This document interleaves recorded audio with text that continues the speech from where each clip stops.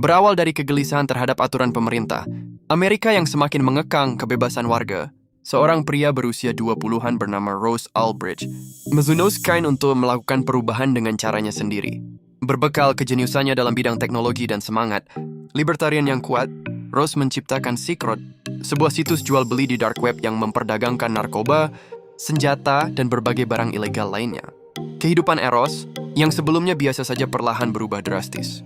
Situs yang ia bangun berkembang dan menghasilkan jutaan dolar dalam transaksi gelap.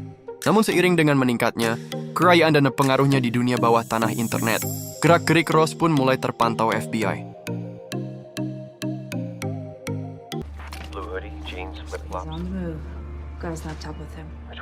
Di tanggal 1 Oktober 2013, seorang pria dengan hoodie biru berjalan santai menuju perpustakaan umum San Francisco.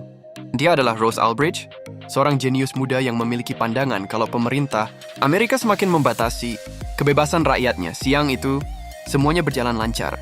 Ross datang ke perpustakaan untuk memeriksa situs miliknya dan memastikan sedikit pun Ross tidak menyadari bahwa saat itu dirinya sudah diam-diam dikepung oleh agen-agen.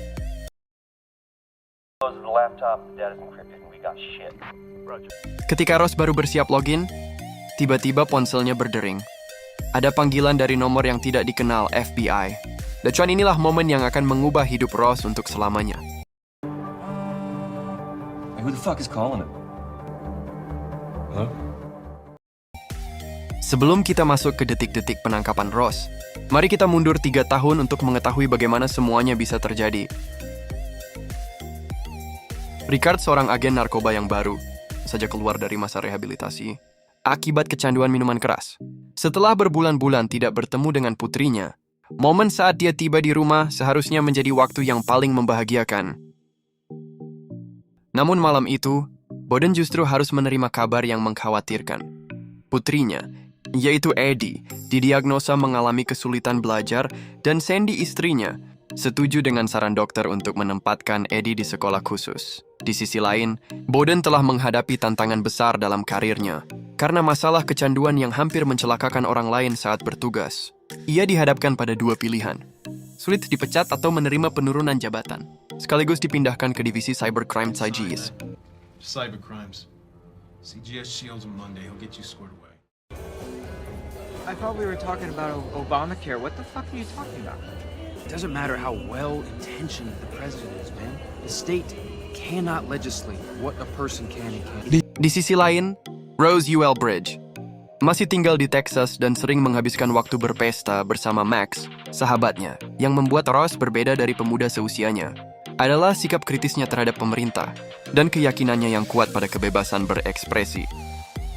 Ketika keduanya sedang membicarakan pemerintahan yang semakin membatasi warganya, muncullah seorang perempuan bernama Julia, yang juga kebetulan punya pendapat yang sama. First Amendment. Wanna dance? Disinilah awal mula, Ross dan Julia mulai menjalin hubungan yang lebih dekat, bahkan Julia sempat diajak makan malam di rumah orang tua Ross. Namun sayangnya, suasana makan malam yang seharusnya menyenangkan berubah menjadi tegang ketika ayah Ross mulai menyinggung sikap Ross yang dianggapnya seperti tidak punya tujuan hidup. Just because your dad's a dick doesn't mean that you won't change the world. I believe in you, Ross, man. Beberapa hari kemudian, Ross, Julia, dan Max bertemu sambil membahas peluang bisnis yang berpotensi sukses. Pada saat itu, penjualan online melalui situs seperti Amazon sedang sangat populer. Di tengah tren penjualan online yang sedang berkembang pesat, Ross mengagetkan teman-temannya dengan ide yang sangat berbeda. Dia berencana membuat toko online di dark web yang khusus menjual narkoba. Entah kapan ide ini muncul pertama kalinya, tapi ternyata Ross sudah mempersiapkan semuanya dengan matang. Ia berencana menggunakan teknologi Tor atau Onion Router, sebuah jaringan anonim yang mengacak router si internet, sehingga lokal server identitas penggunanya sulit dilacak. Selain itu, Ross hanya akan menerima pembayaran melalui Bitcoin untuk menyembunyikan jaringan transaksi. Bitcoin.